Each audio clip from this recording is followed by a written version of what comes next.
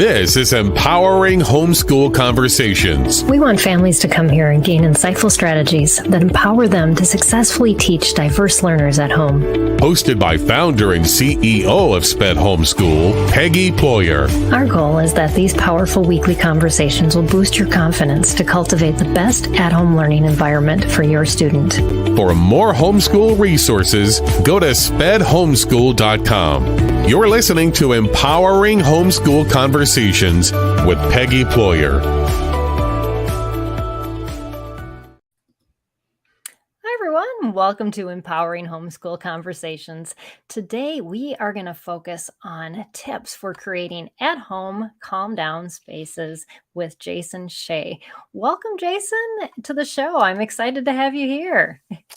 Same here. I'm excited to be on and just, have a wonderful conversation with you and share something that I'm learning with your audience as well. Yes. Calm down spaces. It brings some beautiful pictures to mind, but I know we don't have to create just beautiful spaces to have calm down spaces. So Jason's got a lot of ideas to share with you.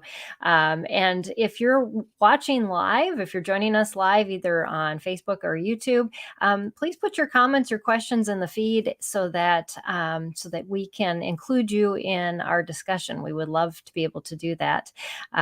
So as we're getting started, Jason, I always ask my guests, the first thing is to just tell us a little bit about yourself and your story, just kind of your family and anything else that you want to share, just to introduce us to you and just a little bit about your background and why you're passionate about this topic.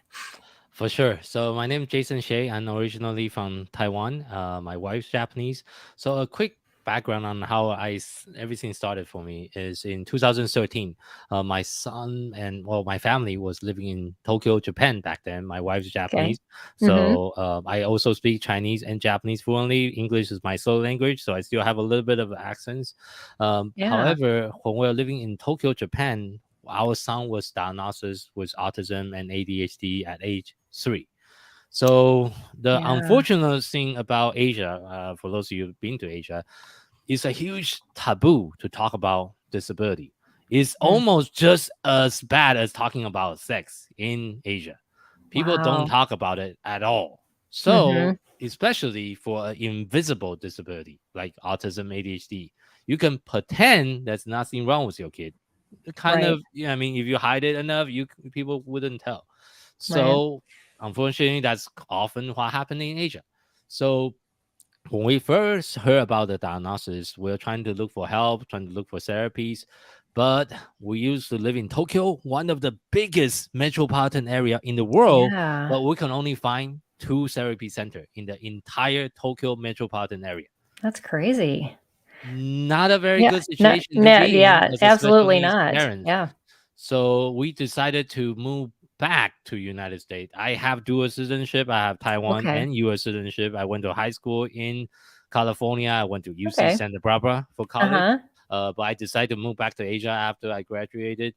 But in 2013, I was facing on a decision: should we stay in Japan and try to deal with it, or should we just move back to the United States, which I think have a little bit more alternative, more resources, and more chances for our sons to be successful in his life. And that's exactly what we did in 2015.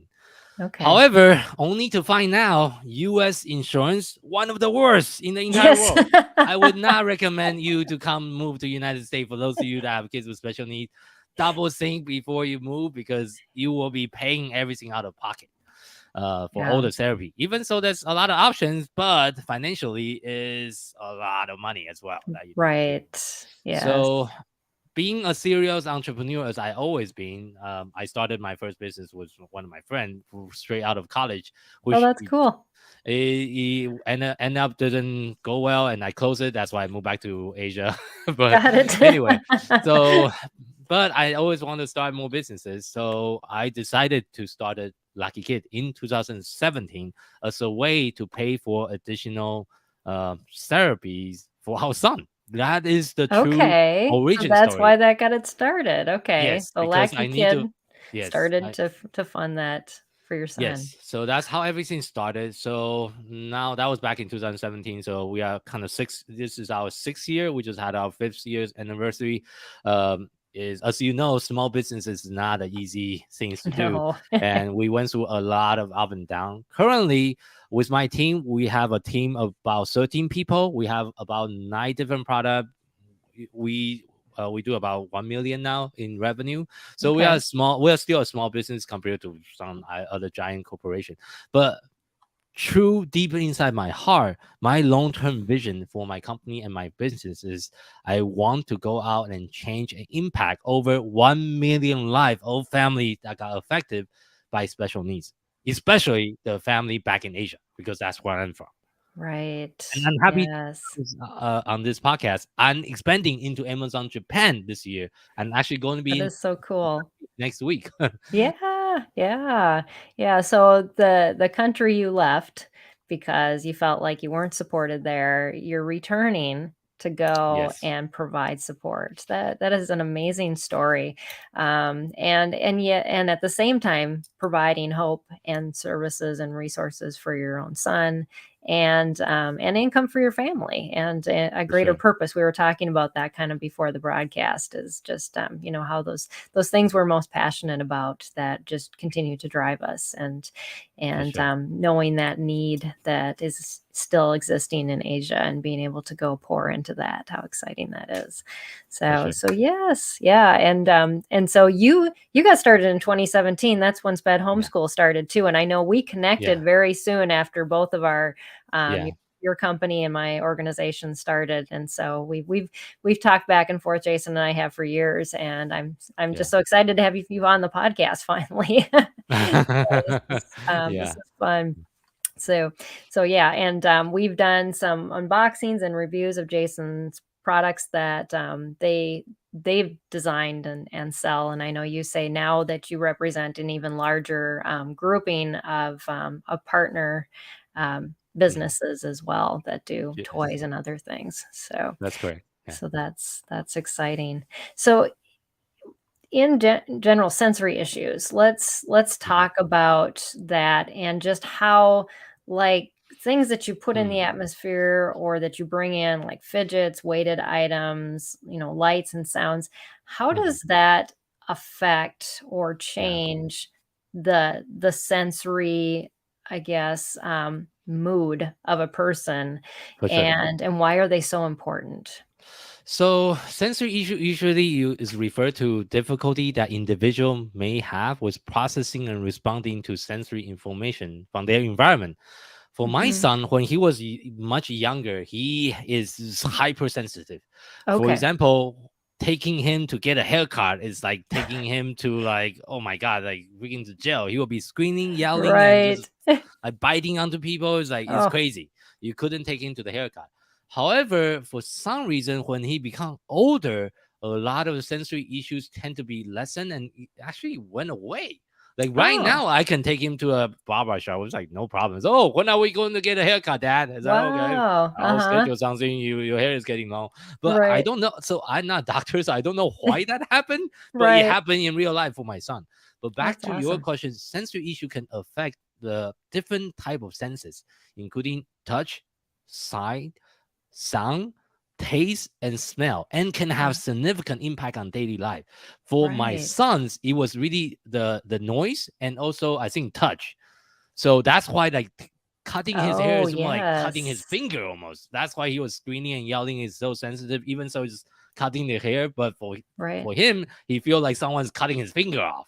So Wow. that's not a. Mhm. Of course, he'll be screaming and yelling when he have such an intense sensory kind of perception to that. And Right. also, I would say there's 3 things that really contribute to it. First, fidget. Second, weighted items or weighted products. Third, atmosphere, that including Mhm. light, sounds, and touch, and can all play a role in helping individual with sensory issue to regulate their sensory input and feel more comfortable in their environment. I can give you more example about each Right. of the three things as well, if you want me to Yeah, elaborate more on that those. would be great, because I So, think some people aren't very familiar with each of those items, and really for sure. what and there's a wide variety, like even as fidgets. Yes, yes, yes, You know, yes, you yes, can yes. go and So, Google fidgets, or go onto Amazon yes, for fidgets, and you get 100%, tons of 100%. things. So Yeah. yeah, So, what so let are me elaborate on each yeah, of those. yeah. So number one, fidget. Fidget are usually typically small items, objects, or toys that individual can manipulate with their hand. For example,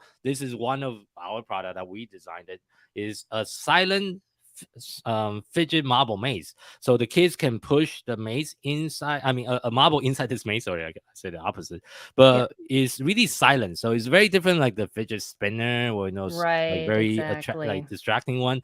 And we also partner with other company that also create. This is called Handy Scenes. This is one of our partners. They also design like Oh, small that's fidgets cool. that's like Uh-huh. silence. For this particular design, you can push a smiley face through this loop. I don't know if the audience can see. So it's really Yeah. designed for fine motor skills. The fidget Okay. can help individual with sensory issue by providing a way to channel their excess energy or anxiety. By focusing on manipulating the fidget, like this one I'm showing you, individual Right. or the kids can redirect their attention away from the sensory stimuli that might be overwhelming and distracting for them. And Got especially for it. silent ones, it really, I mean, a lot of the teacher buy this product from us and included into their countdown corner, which is kind of our today's main discussion. This Right, is really a yes. very popular item for the countdown corner.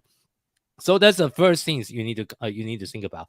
The second thing is consider using weighted item or weighted product. Weighted item like weighted blanket, weighted vest, or weighted stuffed animal like the one I have right now here. This is one of our own Yeah. design. It's a weighted puppy dog that you can sit on the neck. Of course, it look kind of Mhm. small on me because I'm a full size adult. Yes. But for the kids, it's designed for kids, not for adults. That's why it looks so small on me. But it Right. provides the deep pressure stimulation that can be calming and smoothing for individual with sensory issues. And the added weight can also help regulate the nervous system and provide a sense of security and Yes. comfort. So, So that's and very important. the last part is really atmosphere. The sensory environment, including light, sound, and touches, can all affect individual with sensory issues. Some Yes. individuals may be hypersensitive to certain type of stimuli, while others might seek out more sensory input. Because that's two Yes. types. That's a Yeah, sensory and it's seeker and both the sides sensory of the spectrum. avoider. Yes. That's both sides. So Yeah. it depends on the kids. Some kids want to run away from the sensory input. Some kids want to see more sensory input. My son is really a seeker. He's always Okay. like hitting himself against the wall and do some crazy stuff, and he's always hyper because he's Right. seeking those He additional needs that input. input, right. Exactly. And creating a sensory friendly atmosphere that can help usually typically involve adjusting your lighting, or you can Mm, play like different calming music or even white noises, or provide soft texture or other textile experience for the kids like the fidget toy I was showing you. But right. all in all, in conclusion, it is very important to know that everyone's sensory processing is unique. And what worked Yes. for one person may not work for another. Like what worked for my son may not work for your kids. Right. And it's important to work with a healthcare professional, with especially an occupational therapist, to Ah, determine the yes. best strategy for managing sensory issues. That's great advice. Yes, and that you can't duplicate it. I think Yes. we look in like magazines that say, "Okay, here's how to create this space." And they give Yeah. you a list of items, and Mhm. then it doesn't work, and it ends up being this really nice little corner in your house that has Yeah, yeah, yeah, that yeah. never gets Of used course, of because it course. was somebody That happens. else's idea So, of a calming space. And so mhm, I'm excited that you're going to talk more into this, mhm. because there are some things that parents need to consider. But thank you for touching on each of those items, No those problem. fidgets, and the weighted items, and all the other things, and why they're so important. I think Mhm. it's good to understand the why behind what you do Yeah. instead of, oh yeah, well, my child has these issues, so we just have to create this space. And that's Yeah. kind of going at it the wrong way, but coming with Mhm. purpose and intention that we're going to create this space unique for this child.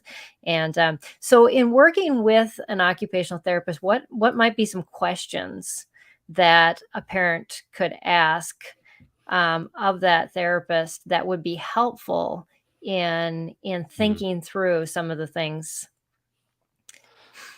It depends. Well, this is a loaded question because Sorry. it depends on the kid's age as well. So Oh, because okay. also depends on the kid already have a diagnosis or not. Because as you Okay. know, Yeah. without a diagnosis, getting help is tricky. You Mhm. need to the first step for those of you that's listening that doesn't have a diagnosis yet, to get that diagnosis first. That's the first step. Once you have the diagnosis, either ADHD, sensory processing disorder, or autism, whatever that diagnosis is, that's where you can start like seeking out specialists that have more experience and more expertise in that area. And Right. like I just mentioned earlier, is individualized. So you need Mhm. to do like a one-on-one. And usually what they will do is called like a sensory evaluation almost. There's like a Okay. assessment that That's good the to know. occupational Yes. therapist will Mhm. do. And Yeah. based on the result, of course, I'm not an occupational therapist. I'm just a Right. Yeah. passionate dad. Uh-huh. so That's a so good thing that's though. Passionate yeah, dads, we yes. love them. Yeah, so that's what I would suggest, to talk to your nearby clinic. And one of my friend, his name is Matt Sloan. He's an Yes, he's been occupational on the show therapist. before. Yes, Uh-huh. yes, yes, Yeah. yes, yes. And I partner with him on many different projects. I will refer to his website. He owns a company called sensoryfitness.org that teach about like sensory issues, and like he also teach fun exercise and fitness activity you can do with the kids Yes. to help with Uh-huh. sensory issue. So that was where I will start to really consult from the professional advice, because I don't want to give out like wrong medical advice here on the Right. show. So Yep. that would be the first step. First, get a diagnosis if you haven't already. If you do, then schedule a time and just say, I have some concern about my kid with some sensory input. Can I do like a sensory assessment? And they know exactly what you mean, and they will go do that for you. Right. Well, that's good to So know that there is something like that in a sensory assessment yes, because our parents might not even be aware of that. And yes, just to know yes, that you can ask for that and that they yeah. can go through a And checklist. the next step is you should talk with your OT and come up with a strategy to implement that in your school's IEP for your kids, Mm, which I do for my son. Is like when he was younger, when he had more sensory issue, inside the IEP, it was written explicitly he need to have a wiggle seat in the classroom to help him out. That's got based it. on the OT Yes. suggestion, of Right. course. Yep. So that's something you should. Everything shouldn't be living in its own silo. Whatever you are doing at home should be also doing in school and also doing in the therapy center. Those three places should be all talking to each other. It's like you Right. shouldn't be doing something by yourself at home that you don't show it to your teacher, and the teacher should be also in communication with your OT, with the therapist team, with your medical team, and also the parents should like those. Everyone should be in the same page. What oftentimes when I talk to parents, like, oh, I'm trying all this thing at home, but we do something different in school and we do something different in the therapy center. Then they're not talking to each other. At the end of the day, we are all trying to help the kids. So it's important for the adult in the room to work together. So Right. Yep. And that's a little different for homeschoolers because as parents, we generally write our own IEP for of course, of homeschool. course, of course, of And course. but it's Yeah, still good to note. I'm glad you yeah, pointed that out because a lot of yeah. times parents will use outside therapy and they will use Yes, outside tutors. And they yes, often don't think of sharing that information in those places as well. yeah. But you're creating strategies and you're testing them Mhm. in different environments and seeing Yes. what works. And if you can have that documented in a homeschool IEP, then Mhm. more likely as your student moves on, graduates, asks for accommodations, maybe on a Mhm. test for college entrance or for college accommodations, they can say, Mhm. here's the history. Here is what has worked for me. I would like this accommodation now move forward. Mhm. And if they have the historic documentation, they're more than likely to get it. Mhm. So it's just something to consider, but yes, all good to incorporate. So that's a wonderful thing to remember to do. So so is there any other like questions as far as like what parents can kind of think through as they're Mm, observing and watching their own child, in different environments that may be helpful information for mhm, saying, this is what I should include in our calm down space, or maybe mhm. this is what I should avoid. Yeah, that's a very, very good question. And I would say first, things to consider is setting up a calm down corner for a child at home can be a useful tool to help them regulate their emotion and behavior. Right. However, before you do so, there's a few things to consider. I wrote down a few things on my note Yeah, here. yeah, Uh, definitely. I think about 7 things. I would Sure. consider those 7 factors. Number one, Yeah. purpose. Determine the purpose of the countdown corner. Is Yes, it that to is help your child calm down when they are upset? Or is it a place for them to take a break when they needed some quiet time? Clarifying that purpose will help you to design the countdown corner more yes. effectively. And Mhm. do not use it as a like a punishment. Do not use it Oh, for a yeah. punishment. Mm-mm. There's just timeout corner. No, don't do that. Don't do that Right. because now then the kids or associate have a negative association with that space, then it defeat the whole purpose of the countdown corner. You Right. shouldn't use that as a punishment. Do not do that for the Mhm. punishment. Second thing, location. Choose a location for the countdown corner that's quiet, private, and away from distraction. It should be a place where your child can go and feel calm and safe. That's why it's a countdown corner. So, Right. third, comfort. Ensure the countdown corner is comfortable and inviting. Considering adding different elements like soft cushions, weighted blankets, and like weighted animals to make it a Mhm. welcoming space. That's also important. Number four, safety. Ensure the countdown corner is Yeah. safe and free of hazards. Avoid placing any item in that corner that can be harmful or dangerous to the kids. Number Hmm, five, good advice. accessibility. Ensure the countdown Mm. corner is easy to access for your child. I mean, if it's Right. so far from for the child to use, then why do you create a countdown corner Right, for? Yeah, exactly. considering placing it in a central location that's easily visible, accessible. Usually, I mean, I'll talk more about like a couple different locations you can consider when we talk Right. about choosing a location as well. Number six, communication. Discuss the countdown corner with your child and explain its purposes. Let them know that this is a Right. safe space where Mhm. they can go to calm down and when they feel upset or overwhelmed. Yeah. Last but Yep. not least, boundary. Establish a clear boundary and expectation for using the countdown corner that your Hmm. child know is a peaceful space and they should use it appropriately and they Yeah. couldn't just go in there and play video game all Right. day. That's not what it's for.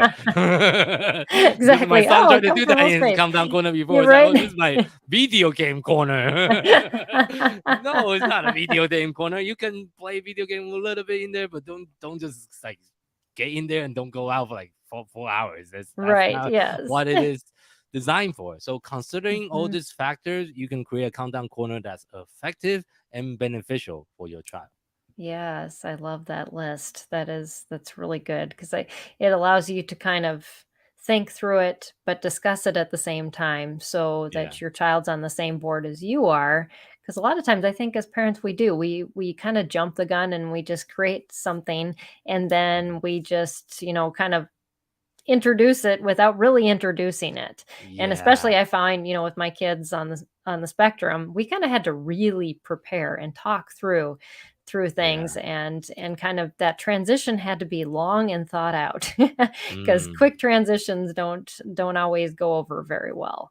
Um, yeah. so so yeah, and to make that into a regular part of life usually takes a while instead of just happening overnight. Mhm. For sure. Yeah. Yeah. So, um, so items we talked a little bit, yeah, items to include or avoid in general. Do you have any specifics that? Well, let's start without the space and how do we pick that space? in our home? I guess, some people have big houses, some have small. How Yeah. would you go about evaluating a good space and not just like the leftover whatever Yeah. corner in Yeah. some Yeah. room Yeah. Yeah. that's, Yeah. far Yeah. away? Okay, that's a wonderful question. So, when choosing a location for your countdown corner, it is important to consider the needs of your child and the layout of your house. Mm. Here are some places at your house that you will work well for a countdown corner. Number one, if you have a spare bedroom, like a quiet room that you can use, or a room that doesn't get a lot of traffic, not a lot of, it's like not right next to your garage, for example, that everyone pass through it, can Right. be an excellent location for a countdown corner. This provide a quiet space away from the distractions. And second thing is you can consider using a cozy, like a nook. Some house have that. If you don't have a spare room, considering create a cozy space in a quiet corner of a room.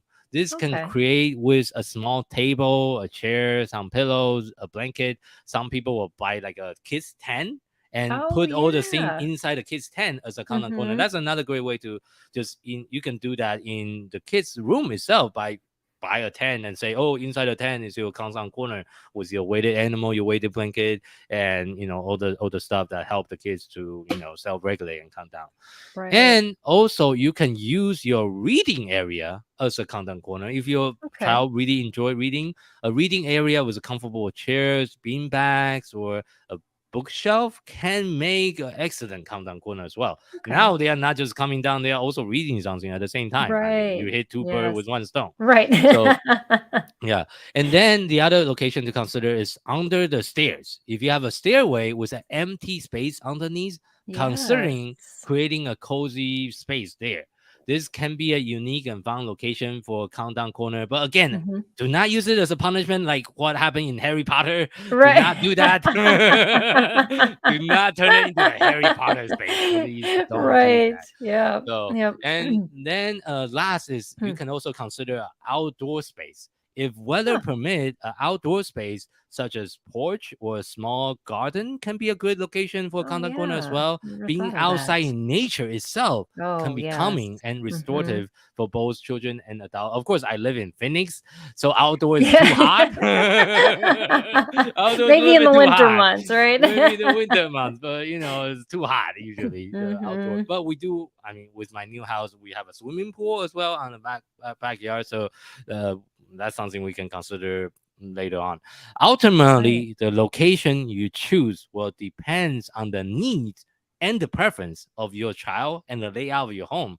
The most important Yes. thing is to choose a quiet, private space where your child can go to feel calm and safe. That's something you can discuss Yes. uh with your partner, with your spouse, and also this. Of course, you want to involve your kids into the discussions. Oh, mom and dad's trying to create something to help you out, like a content corner. Where do you think you want to create this space to? Get Right. your kids into that discussion, into that.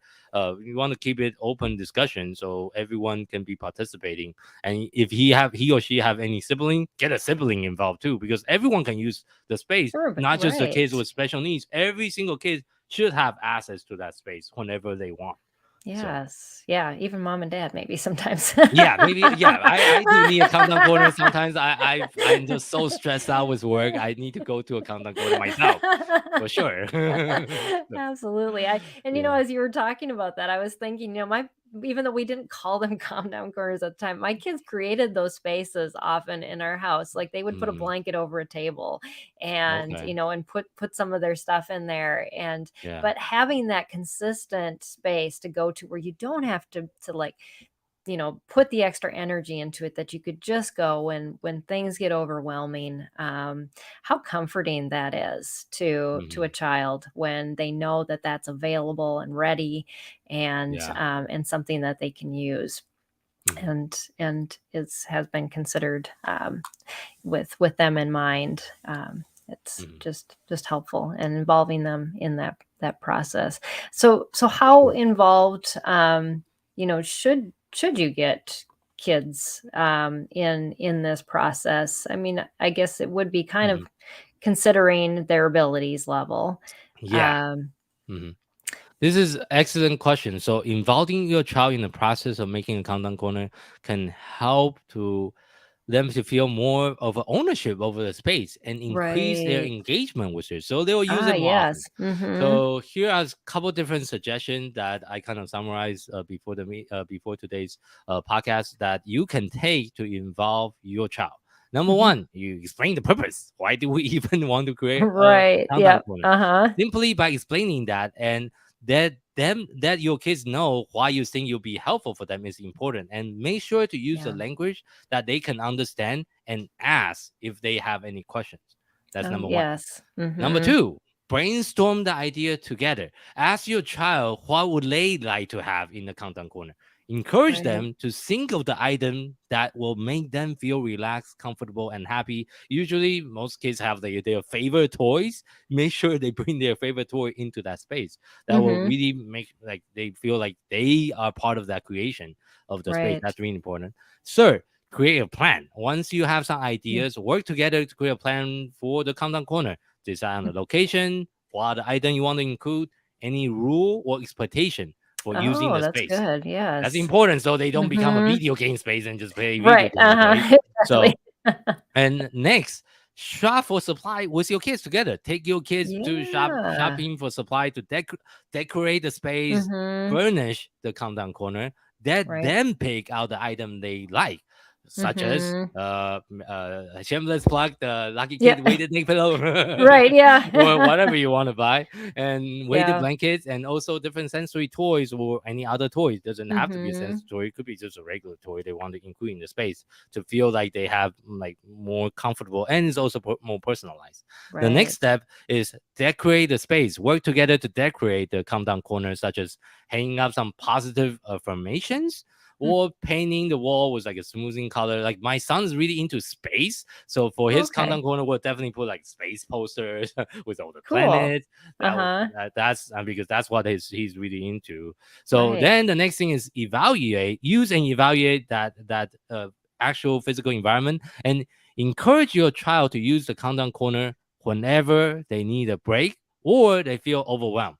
After some time has passed, check in with your child Oh, to that's great see how the advice. content corner is working for them, and Yeah. if there are any changes they would like to make. So you can make some changes Oh, with your child yes. together. It's a Right. democratic process. We are not a Mm-hmm. communist country here. We're Yeah, not fucking China. right. So it is very important to get your child involved of making the countdown corner together. You can create a space that Yes. meet their individual needs and preference.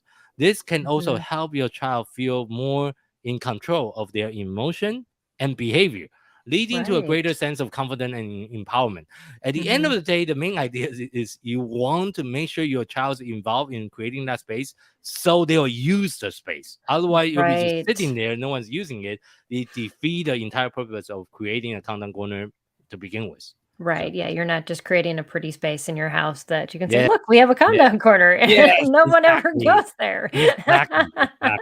Yes. So, you So got it. yeah, So, that's great. And I love that you built into there too that it's something that's going to change. yes. Especially at the beginning. But I think probably throughout the use of it too, just as your Hmm. child has been using it, to Hmm. have that conversation on a regular basis of, Hmm. well, what can we do to improve that space? Or I see you haven't been using it that much. Why is Yes. that? And continue those conversations to make that space just even more usable. And 100%. but Yes. yeah, I know like the tactile, those kids that, they just have to have certain things that feel a certain way. I know my daughter is those pillows that have Mm. I don't know what their sequence where you change them. They like Oh, freak yes, they yes, yes, freak yes, her yes, out. yes, She can't yes. I Yeah, mean, we go into a store and yeah. she is so ODD, she has to push them all in the right direction. And so they they just drive her absolutely crazy. And Oh, that's so that would funny. be something Okay. we would not put in that Not put it. corner. Okay, okay. I saw you. Okay, I saw you want to put it into the space. But Actually, the for maybe opposite. some kids who are sensory So, seeking, they like to make the patterns mm, in there. So yes, yes, it's yes. going to be so unique. But to have that, that buy-in of let's go and find things that really Hmm. just speak to you Yes, basically, yes, yes. that kind of draw you into that comfort and that Yeah, rest, yeah. and it is such a unique thing, like we were talking about at the beginning, Yes. and so having them Yeah. as part of that Yeah. process. And I also have some suggestion for the item to include and avoid in the countdown corner Oh as yes, well. yeah. So let me Yeah. kind of talk about a few ideas here. Right. Yeah, that'd be First great. item to include is like I mentioned earlier, soft cushions, Mhm. pillow, weighted blankets for comfort and relaxation. Or you can have stuffed animals and or ideally a weighted stuffed animal like the one we designed here, Right. LakiKid, Yeah. because the weighted really help calm down the kid as well. Yeah. And then you can also consider having like sensory items like stress ball, fidget toys, or tactile product like the fidget marble maze we have, like the the some kind of silent fidget, Silent and ones, some yeah. books like some kids book in the countdown corner will help too. Like it could be coloring books or puzzles or even art supply. Of course, art supply is a little bit trickier because you don't want them to draw on the wall while Right. they're there. Depends on the child. Yeah.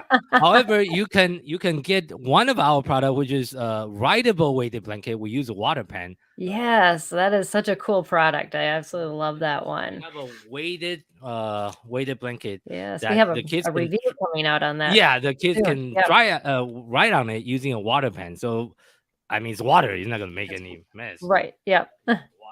So that's one thing to consider, and also white noise machine or like calming music Oh to create that yes. smoothing like Mhm. atmosphere, and Right. also a timer to help your child track themselves, because they could be in there for like hours and just don't come out. It's like you should be in there for like no more than 30 minutes. If they are there longer, they're probably playing video games. Right. Yes. Or doing something else in there.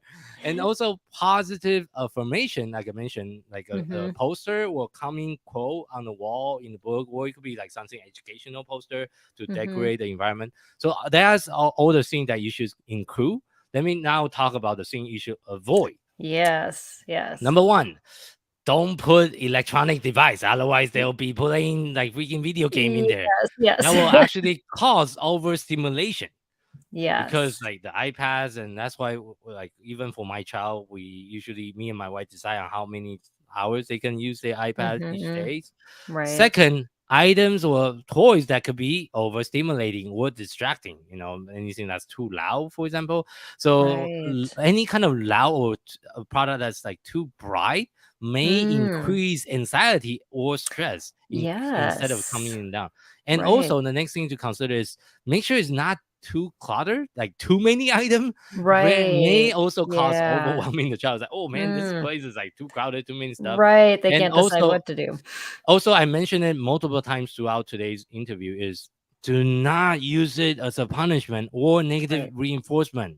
Do not use it as a punishment. Right. Then anything that can cause harm or dangerous, like anything that's sharp or heavy, well, of course, not heavy is like you don't want to put a freaking dumbbell in the corner, right? So because you want to make sure it's safe. By including items that will promote relaxation and avoid items that might cause overstimulation or harm, now you can really truly create a safe and calming environment for your child to regulate their emotion and behavior. And that is the main purpose of creating a countdown corner to begin with. So. You're right. Yes. So yes, the heaviest thing you want in there is a weighted blanket. yes, exactly. And that's soft too. And I think as you come to those things, anything soft or inviting, and there's certain words that should just come to mind, and as you think of rest and calm and lean into those, and not so much the busy and the chaotic and all of that. So do you have any other considerations that so I think I mentioned about a lot of it, but let me rephrase it. So from creating a countdown corner, there's like several other considerations that you should keep in mind to make it as successful and as effective for your child. I mentioned it earlier, the accessibility is really important to make sure the countdown corner is easily accessible to your child. They should be able to go to the space whenever they need to Right. without having to ask for permission, or there's like need to like navigate through like a whole bunch of obstacles. It's not an Right. obstacle course. Yes. So, and the second thing, safety is super important. Ensure the space is safe for your child. Remove any hazardous object and item that can cause harm to make sure any Yeah. electrical outlet and cord are not in there or close to there. Yes. That's also Yes. important. And then Mm-hmm. comfort, choosing items that are comfortable and smoothing, such as pillows, cozy blankets, calming. You can even have, those what's it called, aroma diffuser as Oh, well. yes. To Diffuser. have like Mm-hmm. not just Mm-hmm. sound, but now you have smell. Right. Because you are trying to calm them down in all their senses. So Right. sound is one, touch is Mm-hmm. one. That's why you use weighted parlor, and now you can also include smell in there as well. Ah, So that's yes. another idea to make sure the light. Also, you don't make sure the lighting is soft and gentle as well, and personalization. Allow your child to personalize the space with their favorite color, favorite decoration. Could be their superhero, or their favorite like Disney Right. princesses, or item that make them feel happy and relaxed. That's important. And then Right. rule and expectation, set that clear rule and expectation on when and how to use the space correctly. Make sure your child Mm-hmm. understand when and how they can use the space and what behavior are expected while they are Oh, there. that's good. That's important. Yes. And then Yes. next is use it as a positive reinforcement. Encourage your Mm-hmm. child to use the countdown corner by offering positive reinforcement. Praise them for taking the initiative to use the space. Reinforce positive behavior and attitude is a key. And also, Right. last but not least, regular maintenance. You regular Mm-hmm. check and maintain the countdown corner to ensure it's clean, comfortable, and welcoming. I was going to So you, ask about yeah. that. Yes. Yes. Yeah. So by considering all this factor, now you can create a countdown corner that's safe, comfortable, and effective in Mm-hmm. helping your child to regulate their emotion and behavior. Right. Yeah.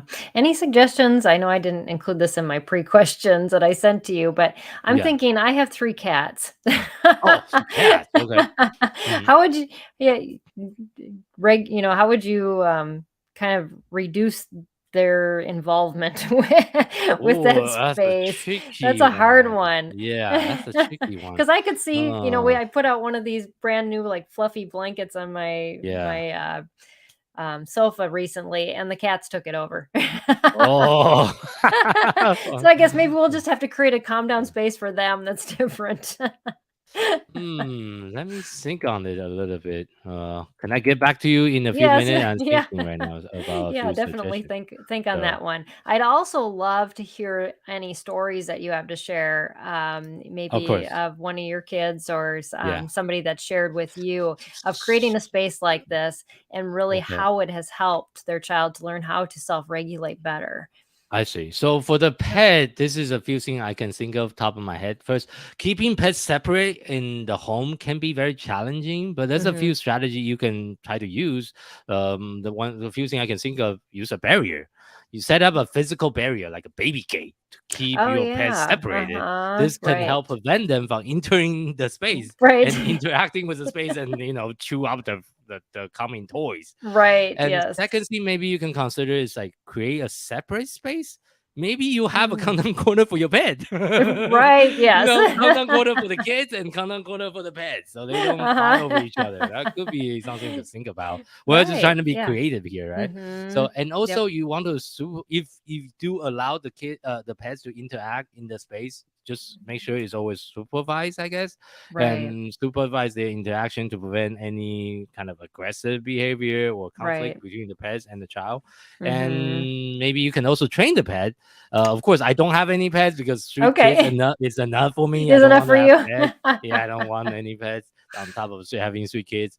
Uh, Train your pet to respond to different command. I think you can like help them to like such as stay or calm and help them to control their movement might help, and also provide some Right. kind of like distraction. Keep your pets busy, Right. like, Yes. so they don't want to go into that countdown corner Maybe have and a little destroy play toy stuff. right outside there for those cats, Yeah, and yeah, then they'll yeah, just yeah, kinda yeah, go after yeah. that every time they Yeah, yeah, yeah. And I think each pet is unique. So what worked for Right. one may not work for like what worked for a cat will be very different than what worked for a dog.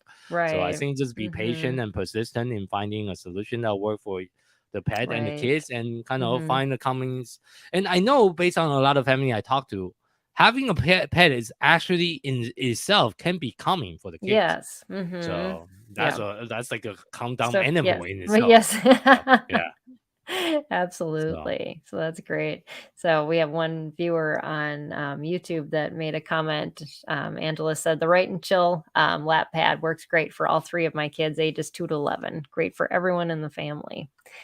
So thank you, Angela. Angela is yes. actually one of our ambassadors. That's why she knows the Very product really well. cool. Thank you for watching the live stream, Angela, and you're awesome. And thank you Yeah. for always supporting. We're having trouble broadcasting to Facebook. I'll just let you know. So we'll Oh, okay. actually reload this video back to Facebook once Okay. we're done. For some reason, I've had issues the last couple weeks with Oh, broadcasting there. Not sure yeah. why. I'll have to get to the I bottom of have. that. Oh, that's funny. I had the issue last week on broadcasting on Yeah, Facebook yeah. too. I think Facebook Yeah. may have changed their algorithm with some of the broadcasts. Live So stream. Yeah, they always yeah, change. I know. They know. Yeah, well, at least YouTube is working. So. Yes, exactly. That's that's important. So as far as like stories that you have Mhm. to share of really how these spaces have really helped with kids in regulating, do you have any to share or just encouragement to families that The story I can share is with my own son. We try a few different locations. oh, Originally, we mm-hmm, tried it under the stair for a little bit, but then, of course, we have a lot of scenes. Sometimes then the countdown okay, corner become too crowded, right, too yeah, many items in it. Then we uh-huh, decided to move the countdown corner to like a corner of his like room. But mm-hmm, then he put way too much toy in it and it become too crowded okay, again.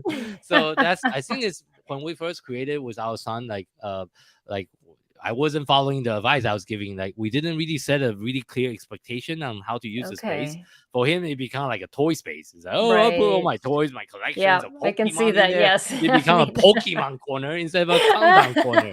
So that's pretty much Right, what happened. It's like, oh, this is a place to show off all your Pokemon collection. Okay, fine. right. So that's something that's like a few lessons that we learned. Of course, we are kind of in the transition process right now because we are still in the apartment. Our new house here in Phoenix is not Okay. finished building yet. Oh, So once wow. we move to the new house, which I just got a call from the builder, we are moving in. Well, knock on wood, we should be able to move in on May 20. Oh, So that's that's a move-in day. exciting. Yes. So once we move to the new house, of course, we'll create a new countdown corner. Right now, we live in a small, like 3-bedroom apartment. There's no room for a countdown corner. Right. There's barely a room for myself, for my workroom. Right. I'm like standing in this like very tiny work corner, and Right. that's why you Yes. only see my wall because if I Right. show you the other side, it's like a mess. I've if got you the change same the thing on my other side of my camera. I'll tell I you. know So if I yes. just switch my angle like 30 degrees, like oh, this is a huge mess. But anyway, so, so that's kind of the situation. But to consider because not everyone can afford to like live in a house like a single family Right. house. A lot of people, Mm-hmm. a lot of family I talk to, they live in an apartment. Like in the Mm-hmm. smaller apartment, it's a little bit harder to create Right. like a separate corner. So right now, my son have his own room. So we have a 3 room, but we have 3 kids. So 2 of our kids sleep with my wife and stuff, Mm. and that my son have his own room. So that his room is kind of his countdown corner right now, and with his Right. Pokemon collection and everything in there. So that's kind of how we set up. And one thing my son always like to use is the balanced ball chair. You know, one of those Oh, yoga yeah. ball Yep, on the ball. Yeah. with a leg on it. One of Mm-hmm. well, shameless plug again, but it's one of LakiKid's product. But he always used it when he was like doing stuff in his room.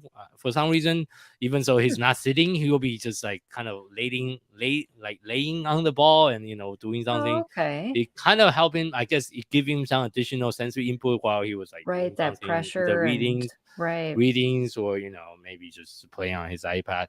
That's what I noticed. And when we used to live in the house, for some reason I still couldn't figure out like why, but he always liked to sit on the stairs all the time. Hmm. Even though he have his own room, but he always he would just like he just sit on the stair and lay on the stairs, like sideways. He does that a lot when he was like younger.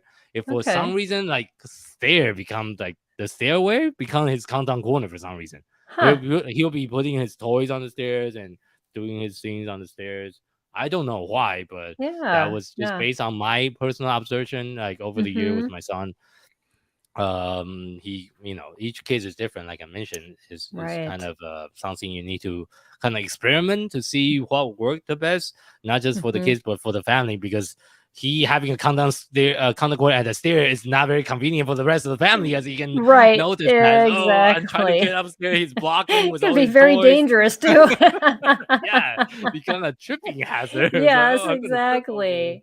Yeah, So we had a yeah. space in one of our houses, and I didn't even think about this as being a calming space, but my oldest was very much into Legos. He actually still is. At Oh, 26, he yes, still buys Legos. yes, yes, Um, yes. My but son have a lot we too. we were gifted with this house that, well, it had a like a half bathroom, but Hmm. above the Okay. half bathroom was this carpeted room that was Oh, half the size of a regular room.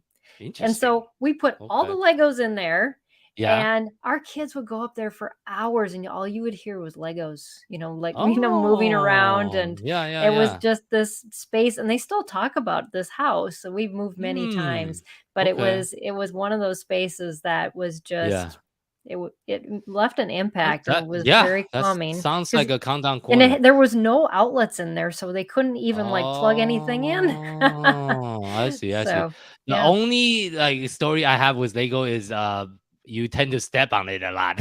Yes, that was the other nice thing about that is you had to use a ladder to get up there, so it wasn't Oh, like so you don't you were step on actually it. even walking up there, you were crawling most of the time. Oh, okay, But okay, yeah, okay. I kept Nice. it off the floor.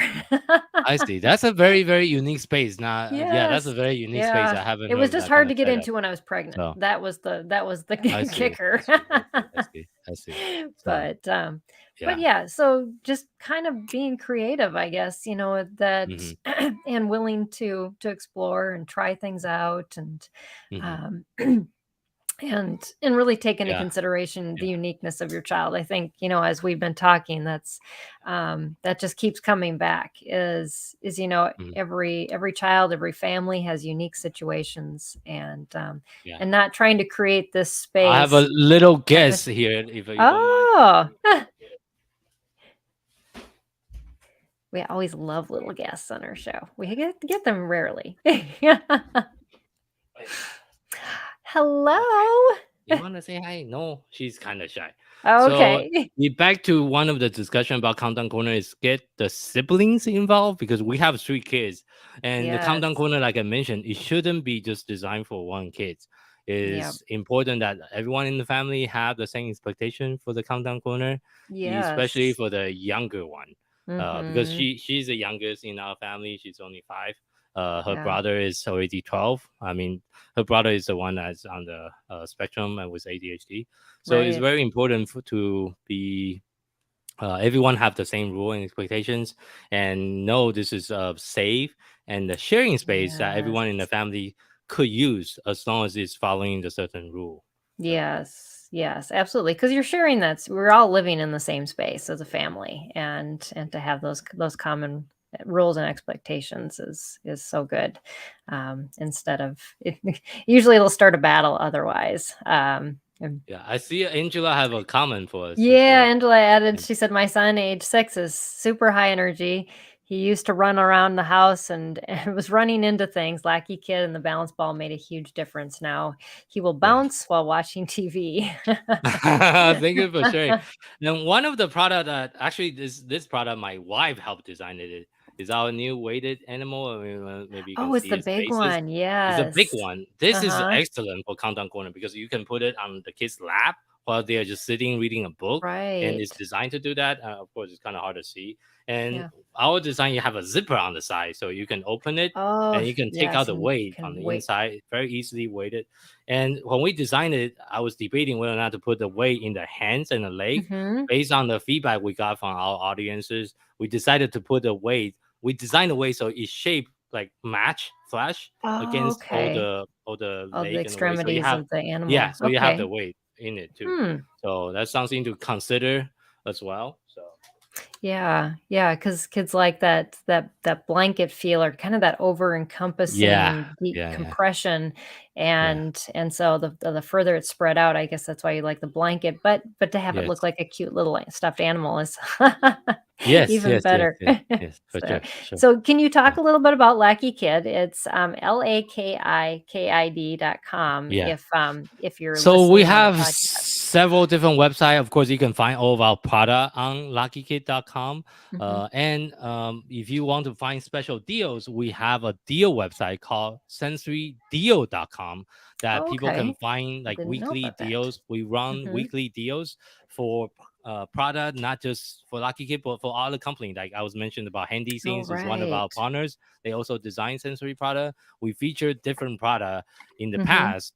Actually, not in the past. It's still going every single week. We're featuring different product. Okay. Then we do a Very live cool. shopping show called Sensory Deal Live, and Okay. Angela is actually our host. So Oh, Angela is the host for awesome. that show, and she did an excellent job explaining and showing the product from her perspective because she also have kids on the spectrum. She's just like she's also Yeah. a special needs parents like I am. Mhm. So she do an excellent job sharing the product from her perspective as a parent, using it with her kids, with herself, and we try to make that show as like casual and as informative at the same time Right. as possible. Hmm. But of course, instead of just being educational, but we are also kind of promoting some products as far as different product usage. And that's Yeah. the second website we own. We also own another website called sensoryinclusiveclassroom.org. The Hmm. third website is designed for teachers because Ah. we have a school program that we are currently working on. Um, we have a beta school we are testing. The idea of the sensory inclusive classroom, it go back to our collaboration with Culture Mhm. City. Culture City is one of the largest nonprofit organization internationally. They have 600 over 600 location now. That's sensory Cool. inclusive with their sensory inclusive initiative program, and Hmm. their location include the Super Bowl stadiums, baseball stadiums, Oh, basketball yes, I've heard stadiums, about those, zoos, yes. aquariums, cruise ships, even police station. What do they do for all the location is they do three things. You can look them up for the viewer that's Mhm. watching the live or the replay. Right, I'll make Look sure to up, put the link in yeah, the look up description. culturecity.org. Is Culture City with a K in the beginning. Oh, And okay. that's a page where you can go in and type in your zip code to find the closest location near your house that you can go to this Hmm. weekend with your kids. Right. So all the location they do the following. First, they provide staff training. So the staff is aware of the sensory challenges that family like us and like the viewer usually Right. face when we take Mhm. the kids to the public. Second, they provide sensory bag. It's like a backpack for the kids Okay. for Mhm. free. You can rent it out. Inside the Oh, okay. backpack have Mhm. noise canceling headphones, fidget toys, and one of our product. We are the vendor for Culture City. So Okay. we designed the rideable weighted blanket was designed Mhm. for Culture City originally. Okay. So of course, not every single location have our product because Mhm. not every single location need a weighted blanket. Usually, it Right. need to be seated and to use it. So, but they also help those locations to create sensory room, which is essentially a countdown Oh, corner. yes, It's a right. It's countdown a corner. It's a uh-huh. room. Right. So that's designed to be safe, comfortable for the Mhm. family to take their kids to in case the kids have a meltdown or have a Right. huge tantrum. Mhm. Because to be honest, people don't understand. It's like, oh, are They you just abusing your don't. child? You're Like, what's right. going on? I'm Yeah. going to Yep. call the police. It's like, oh no, you don't want that to Mhm. happen. So Right. that's why Culture City create all this specifically for family like ours. So Yeah. that's really important. And going back to our school program that we are still working on launching, because originally this program was supposed to launch in 2020, but we all know what happened to all the Yes, school in exactly. 2020. I don't need to elaborate. COVID shut everything down. I Yeah. was actually on the edge of bankruptcy and the divorce in I 2020 because it remember almost killed that, my and business we had altogether. chatted, So yeah. Mhm. but I'm still very passionate about the school program. I want to relaunch it. So for those of you that's watching, that's also a teacher or educator, go visit sensoryinclusiveclassroom.org. Give us some feedback on how we can make it the best school program as possible that Mhm. can create. The idea of the program is very simple. We want to do what Culture City is already doing at the zoo, at the stadium, but for the school instead, by Schools. providing Yeah. training to the teacher, to the parent educator, to the special Mm. education teacher, because you'll be surprised how many teachers I talk to, how little knowledge they know about sensory needs. Very, Oh, very little. exactly. They don't know. Mhm. It's not They part of their official training. Right. It's like, oh, I have a kid that's bouncing off the wall. I don't know what to do with them. Very, very common in the public school environment. I want to help change that. Second, Yeah. I also want to provide some of our product, of course, to the school and help school to create a countdown corner or a sensory room for the Mhm. school environment. So that's what I'm working on with LakiKid, and we have a lot of project going on. And I'm just lucky. I'm surrounded. I get surrounded myself with all the people I really enjoy working with, Yeah. especially like Angela that's watching the show right Mhm. now. She is awesome, and thank you, Angela, for working with us on helping us to promote and really raise awareness. Like I shared Right. before this meeting, my life mission is only one. I want to change and impact over 1 million lives of family affected by special needs. That's an I incredible want to make sure I can calling. accomplish that Yeah. until hopefully before the day I die. That's Mm. how passionate I feel about the cause. That's Yes. why, despite of all the financial difficulty I went through in my entrepreneurial career, I Mhm. never gave up. To Right. share one more very personal story to the viewer, Yeah, especially for absolutely. those for those that is looking to start a business that have any entrepreneurial mindset, is in 2017 when I first started LakiKid. The Mm. very same year, my older daughter got diagnosis with leukemia. The Wow. very, very same year. Mm. And my son has special needs, autism, ADHD, and my wife was pregnant during that time. Wow. And I have a full-time job, and I was starting the startup company on the side. Wow. So if you give me any excuses and say, oh, I'm busy, I couldn't start a business.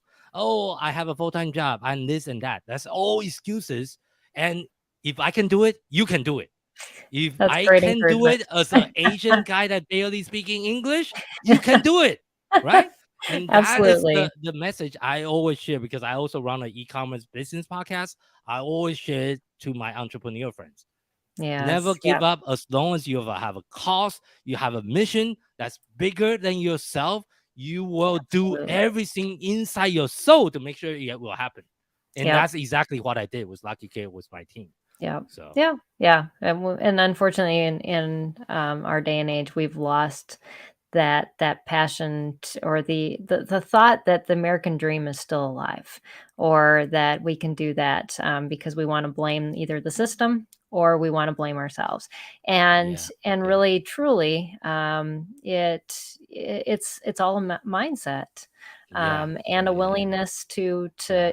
really persevere. Yeah. And And so I I also want to share one more thing commend for your you. viewer, because homeschooling is not easy.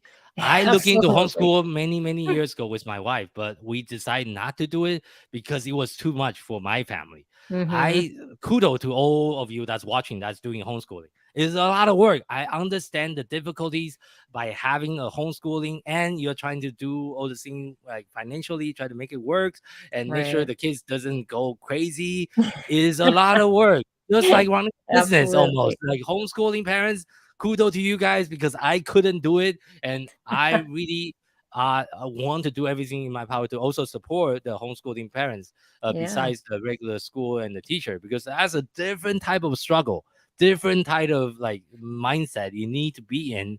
And Angela is actually also a homeschooling parents with her kids, so that's That's something she awesome. also talk about during the show sometimes from the homeschooling perspective, because I don't really do homeschool myself, so I don't have a lot of Mhm. personal experience with that.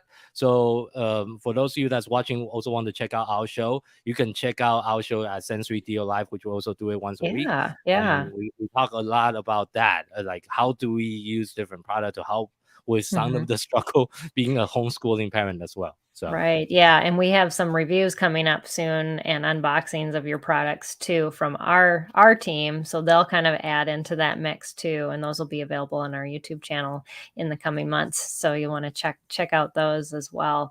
But yeah, Jason has some great products. And thank you so much, Jason, just for sharing today. I enjoyed yeah, all that you had to share. yeah. And for parents who What are in their homes all the time with their yes, kids, these calm down spaces are so important. yeah. And I don't know, Peggy, when are you going to publish this episode yet? But we're also doing a huge giveaway for Autism Awareness Month in April. We're going to announce the giveaway next week, I think toward the end of next week. So check us out on social media and join the free giveaway because it's free to enter.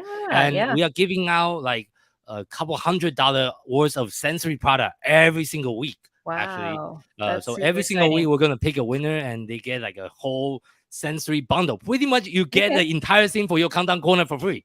Everything is going to be, you can use it for your countdown corner. And we are doing a big giveaway campaign next month, which more information is to come on that. If you follow us on the social media, either Facebook, we have a YouTube channel as well, and you can also follow us on Instagram. I'll make sure to share all that information on the description. And yeah, so this is on YouTube right now. I will be on Facebook in probably about a couple hours because it didn't share there.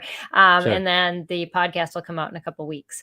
But yeah, that will all be out in April. So that's super exciting. Well, thanks again, Jason. This was great to get you finally on the show and for you to be able to share. I appreciate you just taking time out of your crazy schedule. Good luck with your traveling coming up and enjoy that. And I'm sure you will. And best of luck with your international endeavors and going back to Japan. I look forward to hearing the reports on that and how that goes. Yeah. For sure. Thank you for having me. Thank you so much. Yes, absolutely. And thank you all for joining us. We actually have a second broadcast this week. So we're going to have one on Thursday morning, super early, at 8 a.m. Central. We're going to talk about critical thinking skills and biblical literacy for all students. So if you're up early and want to join us for that discussion, we'll be live then. But it's going to kind of kick us off between our topics this month of the Twice Exceptional Learners we're going to talk about high school and maybe some alternative plans for students. So critical thinking is just kind of one of those things that we always want to focus on how do you teach kids to think and to discern things for themselves. So that's what we're going to talk about on Thursday morning. So I hope you can join us then. But thanks all for joining us for this episode, and we'll see you then. Bye, everybody, and God bless. This is Empowering Homeschool Conversations, provided by SPED Homeschool. Go to spedhomeschool.com to get resources and support for teaching your unique learner at home.